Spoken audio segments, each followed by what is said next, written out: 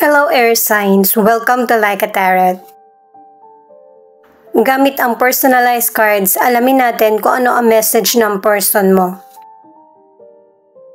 May posibilidad na ipakita yung nasa isip mo or nararamdaman kasi connected ka sa person mo.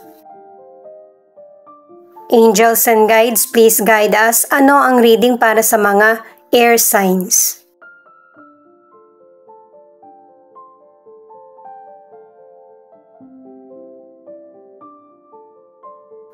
Ito yung unang message ng person mo. Mahal kita kahit ano man naiisip mong kapintasan na meron ka. Perfect ang tingin ng person sa iyo. Hindi niya iniisip yung mga past issues mo.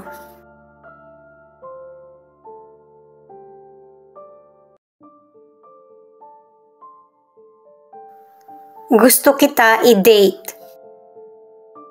Mukhang admirer mo yung tinutukoy, pangalawang card na ito.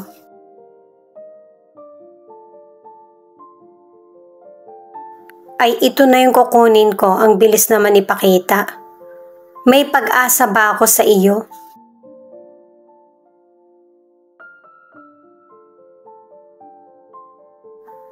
Ang fourth card ay ex-boyfriend. Maybe ang ilan sa inyo, may connection ka pa sa ex-boyfriend mo. Maybe hindi mo maputol yung connection mo sa past person mo.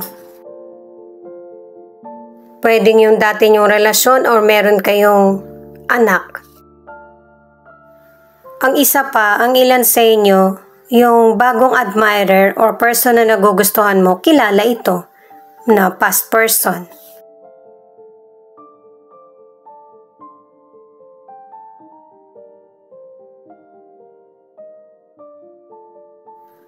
Tignan mo naman ako.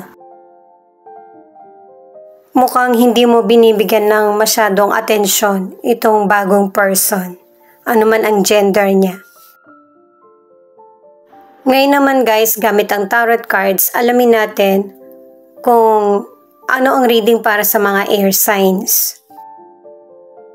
Kasi pwedeng mag-connect o kaya bagong situation naman yung ipakita. Para sa mga bagong viewers, ang reading na ito ay timeless reading, general reading at guide po lamang. Hindi po magre-resonate sa lahat kaya kunin mo lang yung akma sa sitwasyon mo. At kung kailan mo napanood itong reading na ito, yon ang start ng 1 week reading para sa iyo. Ikaw na bahala magpalit kung si person mo ito o ikaw.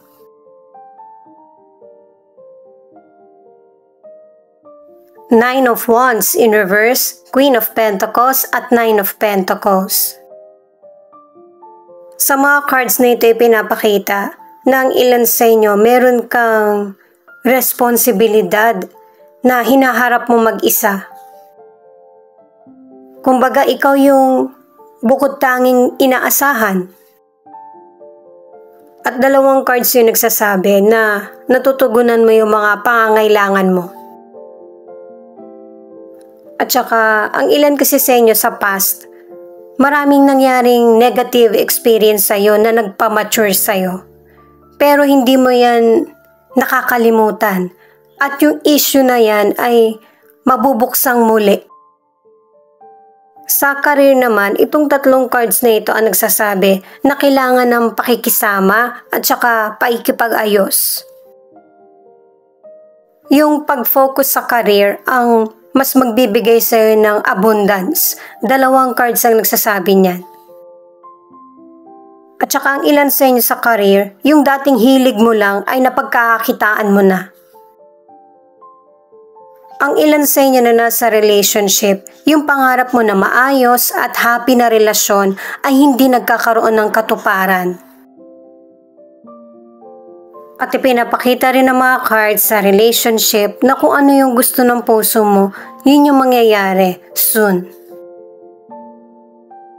At ang advice para sa mga nasa relationship ay yung i-figure out mo, alamin mo kung ano yung kakulangan sa relasyon nyo para magkakaroon ng improvement at magtagal ang relasyon.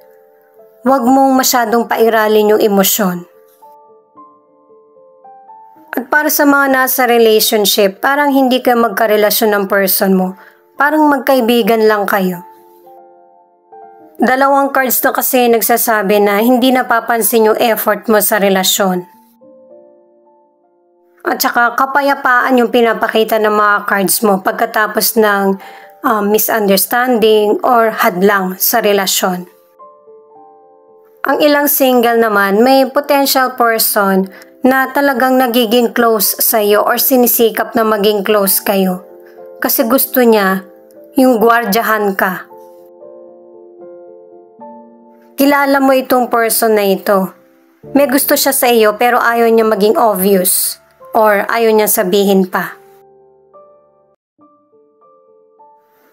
Itong 10 of Summer,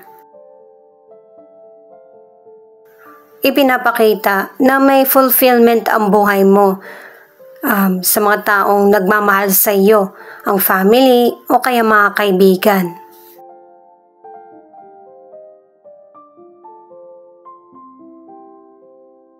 Itong 3 of Spring, kailangan planuhin mo yung next step na gagawin mo sa buhay mo para magkakaroon ng long term. At saka magkaroon ng patience kasi yung mga bagay na hindi nasuklian sa iyo ay maibabalik din soon. Itong 10 of Spring naman, kapag nagkakaroon ka ng problema, huwag kang mahiyang humingi ng tulong. Kasi pinakita na ng mystical cards na tamang tao yung pinagkakatiwalaan mo. Alam mo kung sino yung dapat. At saka, huwag mong sarilinin lang yung mga responsibilidad. At saka, single ka man or nasa relationship, nakadalawang cards ka na sumusuporta sa iyo yung pamilya mo at saka mga kaibigan. Ang ilang single naman, nasa iyo na yung lahat. Maganda yung trabaho mo, okay naman yung financial mo, kaya lang yung taong nagugustuhan mo, hindi mo makasama or hindi niya alam na mahal mo siya. Ace of Pentacles, 4 of Swords, Justice. Sa mga cards mo ipinapakita, lahat ng stability, tagumpay, nasa iyo. Kasi yan yung hustisya na ibinigay ng Diyos para sa iyo dahil sa mga effort at saka luha na dinanas mo sa nakaraan. Tignan niyo yung gitnang card, di ba may hati? Kasi kailangan mo ng balanse sa buhay mo. Hindi pwedeng nakamit mo na lahat, doon ka na lang talaga nag-focus. Ipahinga mo yung isip mo, yung katawan mo, at saka yung emosyon. Huwag ka masyadong mag-isip ng negative para may enjoy mo yung blessings na dumarating sa iyo. Sabihin ko sa inyo yung nasa card talaga. Kasi ang ilan sa inyo kapag sinagad mo yung sarili mo, may posibilidad na matumba ka or ma-ospital. Sa mga naunang cards mo pa lang, maganda na yung takbo ng karir mo. Hanggang dito pinapakita pa rin na magtutuloy-tuloy yung magandang daloy ng financial mo. At saka ang ilan sa inyo nagiging busy ka. Magaling kang mag-manage patungkol sa karir mo at saka financial. Sa financial, sa career, sa business, or personal na buhay, mas piliin mo yung makakabuti para hindi ikaw yung karmahin. Ang ilan sa inyo na nasa relationship, magkakaroon ng bagong simula ang relasyon nyo ng person mo. At saka nakadalawang cards ka na rin na yung tensyon na nangyayari sa relationship ay huhupa din. Pero pinapakita pa rin na magkakaroon pa rin kayo ng pagtatalo ng person mo. Pero ang dapat mong i-focus ay yung sarili mong behavior para ma-resolbahan kung ano man yung dapat ayusin or i-control. Kasi tinutukoy din ng mga cards na yung behavior, choices ng ibang tao o kahit ng person mo, hindi mo makokontrol. Pero ikaw yung sarili mo, kaya mong kontrolin. Hala, sasabihin ko pa lang to eh. Nakadalawang cards ka na hindi ka makapag-decide sa dalawang bagay. Pero, ang advice ng card na ito ay piliin mo kung ano yung makakabuti para sa sitwasyon. Mahirap talaga kapag nagtatalo yung isip at saka nararamdaman. The Lovers, ibig sabihin nito ay true love na pang long lasting at saka may mga choices ka na mas pipiliin mo kung ano yung nararamdaman mo. At saka good news din ang card na yan para sa health recovery. Itong Four of Summer naman ay pinapakita na huwag ka masyadong mag-focus sa mga kalungkutan o kaya problema para hindi mo ma-miss yung mga oportunidad. At saka marami kang positive cards na nangyayari sa buhay mo or mangyayari pa lang. Sa mga single naman, dalawang cards yung nagsasabi na makikilala mo yung potential person. Maybe schoolmate mo siya, katrabaho, or kapitbahay. Ang tinutukoy kasi ng mga cards ay malapit. Ang ilang single, syempre hindi naman may iwasan na hindi ka malungkot. Pero hindi naman yun nagtatagal kasi kontento ka naman sa buhay mo eh. Kahit na nakikita mo na yung mga kaibigan mo ay meron ng kanya-kanyang pamilya. Ten of Pentacles, the Sun, Queen of Swords. Mula simula hanggang dito, nagpapatuloy yung magandang takbo ng career, lalo na ang financial. At kung hindi ito yung nangyayari sa iyo ngayon, kasi sa mga naunang cards mo, merong delay na nangyayari. Kailangan mo magtiwala sa Diyos at saka magpatuloy. Ang ilan sa inyo makakatanggap ka ng puna o komento na hindi mo ikakasiya. Yung makakatulong para magkaroon ka ng improvement sa buhay, yun yung kunin mo. At saka yung mga negatibo hindi naman niya makakasama sa iyo eh. Yan pa nga yung magpupush sa iyo para mas lalo kang magpursige. At yung mas lalo mo pang maprotektahan yung sarili mo sa mga taong negatibo. Ang ilan sa inyo sa health, merong sakit ang family mo na namamana. Kaya kailangan pahalagahan mo yung kalusugan mo. At saka ang ilan sa inyo, light lang yung pagkakaroon ng sakit. Kaya 3 cards na yung nagsasabi na magkakaroon ng health improvement. At para naman sa ilan, huwag kang magkimkim ng galit o kaya inis.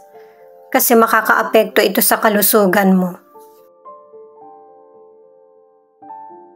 Single ka man or nasa relationship, merong person na tutulong sa iyo, dadamayan ka sa mga problems na pinagdaraanan mo.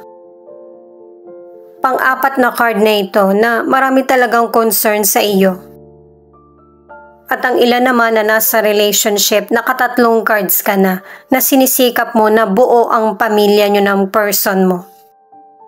At saka meron kayong happy family life. Kaya pala merong mabubuhay na issue. Kasi 2 cards yung nagsasabi na merong person na makikipag-ayos sa iyo. Single ka man or nasa relationship. Ego. Pangalawang card mo na to na feeling mo trap ka sa situation pero nasa isip mo lang ito. At saka mas nafo-focus ka na sa material kasi andun yung takot mo na baka mawala sa'yo ito. Itong Ace of Autumn naman, merong magbibigay sa'yo ng advice, merong bigla ang darating na financial at saka tulong. At saka marami ding improvement at saka changes sa career mo or business. Itong Ace of Spring naman ay ito yung tamang panahon para bigyan ng aksyon yung mga gusto mong magkaroon ng katuparan sa buhay. At itong card na ito ang nagsasabi na maraming oportunidad, lalo na sa career, na darating sa buhay mo. At saka, meron kang mga good luck na cards at saka swerte. Dumarating ito kasi pinapakita yung kasipagan mo at saka yung pagiging determinado.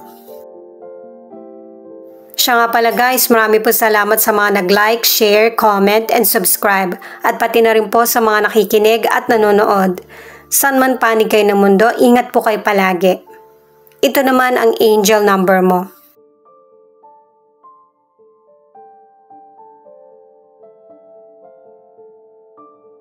1111. True love is coming. You deserve a slow love, uncomplicated, no rush, sure, stable, and consistent.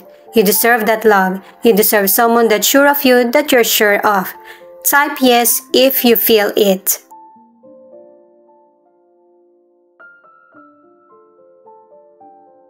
Seven, 7, a sign that is intimately connected with new opportunities. 1313. It means that a new chapter in your life will begin.